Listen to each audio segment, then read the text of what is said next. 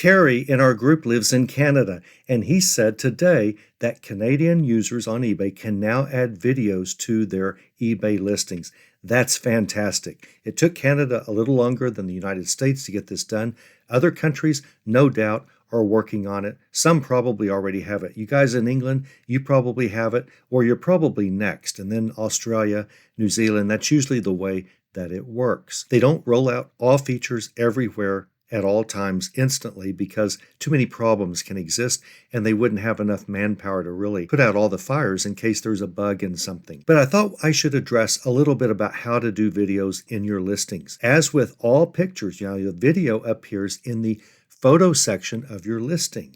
And the potential buyer looking at your listing can click the video in the listing and play the video and watch it. And it's going to be in the location of your listing's second picture. All pictures must be square. The first picture needs to have a white background. Since all pictures must be square, that video appearing in picture number 2, that slot number 2, you need to make sure that your video screen is square. So click your cell phone's 1:1, 1:1 button to ensure it takes a square video so that users on any platform, cell phone, tiny cell phone, big computer, small laptop, they can all see the entire video. That's why you must do square. If you do portrait or landscape, many buyers won't be able to see your whole video. A video can be up to 1 minute long and it can be 150 megabytes.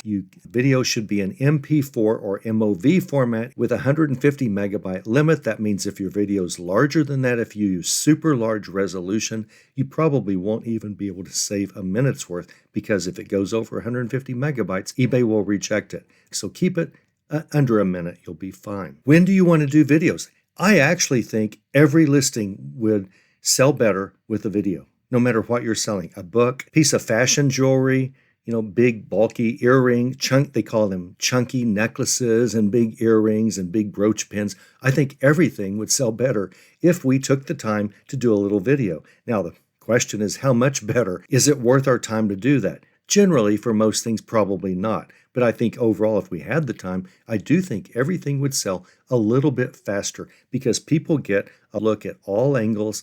It really helps the buyer get a better feel for anything that you sell. But in general, at least start, and probably this is all you'll do. Anything that is electronic, that moves like a dancing bear toy, anything mechanical, if it plays music, I would do a video, and I always do. I did a video on a clock radio that I'm actually not selling. We like to keep it by the front door, and we'll just turn it on anytime we leave the house just to have music coming from the house. I think that's as good or better security than having lights on in the house. Just something's going on in there. Even if you don't answer the door, this is a big tip you can throw out at the next cocktail party you attend. I think that the fact that they hear something in there, it's some music, even if no one's answering the door and they're ringing and they want to break in, if no one's home, that's going to tell them maybe we'd better go to the neighbors where we can't hear any music coming because perhaps someone's in there. People rarely leave music on. They often leave lights on. But I thought that's a good item just to show you how I would do a video if I were selling it. So I created a listing of that clock radio. It's a GE clock radio, General Electric. And these are the pictures that are exactly what I would do if I were listing this to sell. These are the angles, the front, the back, everything. Now, I can add, and all you do is click the add button to add the actual video. So I'm going to do that now. Now, you can add your video before you add pictures, after you add pictures. You can add the first picture, then add the video. It's going into slot number 2 anyway, but I wouldn't worry about it. Add all your pictures and then add the video, or add the video first and add all your pictures. Whatever you do with the video, it's going to this slot, the second picture slot. So I'm going to add that now. Click add, go to my picture folder, and I have the video as the first thing, clock radio video, and it is now loading. Notice 4, 6, 10. It's loading my video, and eBay will not allow it yet. eBay, I believe, requires a human to watch the video. Maybe with AI, they somehow have automated that, but they want to make sure that the video is what you say it is. They don't critique whether you've done a good video or a real good marketing job on your video or anything, but they want to make sure there's no copyright music in the background. They want to make sure there's nothing unsavory in the video, and so on. So they will release this video and allow it to go live inside your listing the moment they have reviewed it, however they do that. Sometimes it's ready before you submit your listing and say list, at the very bottom of the screen, and you click list it. Sometimes the video is ready by then and it goes live the moment that your listing goes live. Other times it's still going to take a while. They're not ready yet for your video to be live. So they will simply hide that second slot. They'll use all of your pictures and not have, slot number 2 will be taken up by this picture until the video is ready. And then when it's reviewed and eBay says it's fine, then your listing will just magically, all of your pictures will shift over and that second slot will hold the video. I want to talk just real quickly about making the video and also about these pictures. So hang on just a second. I've got some important stuff to tell you about the order and the types of pictures that you take that you haven't heard before. As far as the video, a lot of people just take a video. They'll just start the camera, and if it's like a stuffed hound dog playing an Elvis song, then they will just start the video, start Elvis playing, and take the video and then quit. I don't think that's the best you can do. If you're uncomfortable on video, you're not taking a video of yourself, so it doesn't really matter if you're comfortable or uncomfortable. You're taking a picture of the object. I would still talk over the object. Now, if it's a loud music thing, you can't talk over all of it, but I would talk over some of it. And I would guide the user through the potential buyer through this.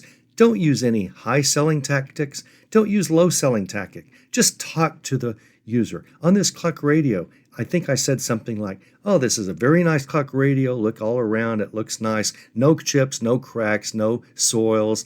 It's heavy duty. It plays nicely. Here, let me play it for you. Let me push the button. I push the button, let the radio play for about 4 seconds, push the button, turned it off, showed all of the angles, showed that it's in very nice condition, and I'm talking to them the whole time. And here's what you do when you talk to them. If you don't know what to say, just say, oh, this is really great. I want you to act like you're talking to your best friend. And you've got a radio and you're telling them about it. You're not really trying to sell your best friend something. You're just trying to tell them because you're excited about something that you have and say, oh, this is so cool. Look at this. Doesn't this sound great? And it's just beautiful. This clock radio doesn't have any cracks or chips or anything. It just works great. The cassette works, volume, the LED, the blue LCD, everything just works great on this. Listen to that bass, listen to that sound. I think you'd really like this too. And that's it. You're just telling your friend about something that you have and that you're excited about. That's what you do. Say the word you because you're talking to a buyer. You're talking to potentially millions of buyers, but you're talking to a buyer at any one time. So always just back and forth to your friend. Oh, you're not going to believe this. This is a great deal. Look at this. Take a video all around it as you're doing it, play it, show the lights, all of that. And that's it. Just a little bit of words on top. Now, what I do is I try to guess what would a buyer want to see as far as my pictures go. Why do I have so many pictures? Because I always have a lot of pictures. Why? Because eBay says the more pictures you have, the higher in the search rank they will give you. Oh, really, eBay? Well, I'm going to just try to max it out. I think I did 21 pictures plus the 22nd slot will be the video in the slot number 2. Probably should have done 2 more. I don't always do the full 24 pictures, but I sure do a lot of pictures because eBay says, hey, it'll sell faster if you do. Great. I believe that. I think eBay has my best interest at heart because eBay wants me to sell this clock radio. I'm not selling it, but if I were, eBay would want me to sell it as fast as I can because they want the money. They want their commission. Listen when eBay tells you something like that. You should listen when I tell you something like that. The more pictures you do, the better it probably rank in the search engine. Show everything. I'm thinking, well, they're going to want to see the cassette door popped up, so I show them 1 or 2 pictures with the cassette door up. Now, I'm way too young to know what a cassette is, but most of you probably know what it is and remember them. But I'm way too young. Go down and show all sides, show the back, the front. I even like to put a ruler here, and I see I have a mistake. I actually took a bad picture with the ruler, and I knew as soon as I snapped it that I moved the camera and it was going to be fuzzy, and sure enough, it's fuzzy. So I immediately stayed steady and took a second ruler picture. I forgot to delete that fuzzy one. So we don't want two like this in a row, plus the first one's bad. So I'm going to click delete to delete that picture. I like to do a picture with a yardstick in front of whatever item I'm selling. Maybe the majority of my items in the list, you can't do it on everything. It doesn't make sense. But the majority of things that I list, I've got a yardstick or a ruler in there showing the front width. Why? Well, it helps the user get perspective, the potential buyer. I keep saying user. It helps the potential buyer get perspective. And also, it's another picture. It's so easy. So I just took a bunch of pictures of the front. So I'm going to slide a ruler up there and take another one while I'm there. It's so easy. So I always have a ruler just inches in front of me when I'm taking pictures for 1 or 2 pictures with a ruler. Always take pictures of all sides. This picture shows the model number on the back, so that's good. Always take a picture on an electronic item of this plate. There will be a plate if it's an electronic item, radio, anything, TV, lots of things have these plates. And you want to have the serial number on this plate. Scammers are less likely to scam you to buy this thinking, I've got a broken one, I want this nice one, I'm just going to buy this one and return the broken one. Well, if they return one with a different serial number, you can't prove that you didn't ship it, but there's a lot of evidence here, and scammers don't like extra work. They want to get in and out and get your money as soon as they can. So it's always good to show a serial number on any electronic item or any item that has a serial number. Always show that. It just makes the scammers hesitate and think, I'm going to go to the next guy. I don't want to mess with this. It's going to go back and forth. I sent the wrong serial number. I don't have time for that. They just want our money as fast as they can. Always show a picture of the plug. You want to show that it is not frayed, that it's in good shape. It's not going to electrocute them probably. I mean, you can't guarantee anything like that, but this is a very nice cord. I would put in the condition notes, no frays in the cord. It's nice, still pliable. I like to say that for power cords. The power cord is still pliable, nice rubber insulation, full, no frays, no chips, nothing, no cuts. And I also like to show if there's a battery compartment, and on this, the battery compartment backs up the clock. If your electricity goes out and you have this clock, if you have a 9-volt battery in there, it keeps track of the clock so the clock doesn't go to 12s all the time. And I like to show a picture of the inside of the battery compartment and the battery cover. And in the condition notes, I like to say the battery compartment is clean and shiny with no corrosion. If that's true, I always say that. A lot of people get old vintage items like this and the battery compartment's just been corroded because someone's left a battery in it for years.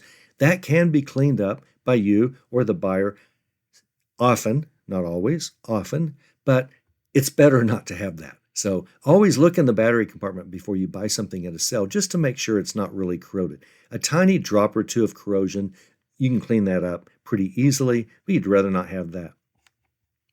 So I know this is about videos, but it's also about an electronic item, and I wanted to kind of give you a tip on some picture quality as well. Now, all this talking still hasn't been reviewed. That's fine. I'm going to show you the video that I made here in a second and show you how I talk over it, and you'll see what I'm talking about.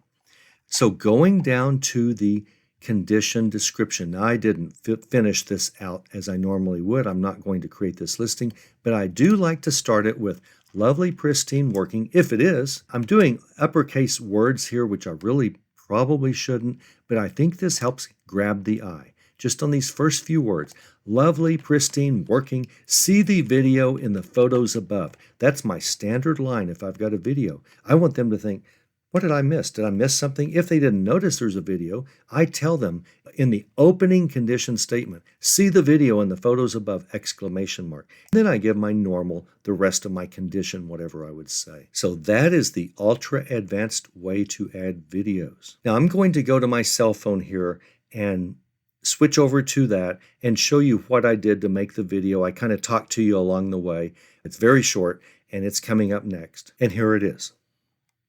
Okay, here's the GE clock radio. It's blue LED works. We haven't set the time, of course, and it's got a cassette. And as you can see, it's just in beautiful condition. No cracks, no chips, no scratches, just hardly used, really. And let me turn it on. Let me push the radio button here. Friends to kids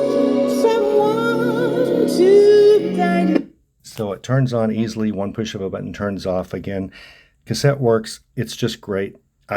You would like this. It's got a good sound. It's a large enough base that has a good sound and will take better pictures in the picture section and tell you a lot more about it. So what'd you think? Right? I'm just talking to my best friend. Hey, look at this. It's really cool. It sounds great. Look at this. It's clean. All you're doing is talking a little bit. A silent, no talking video does not sell as well than one that has someone just kind of guiding the viewer of the video. I hope you learned a lot about everything you need to know about adding videos to your listing. I hope you learned a little bit more about pictures that you never thought of before. Thanks for watching. I really appreciate you.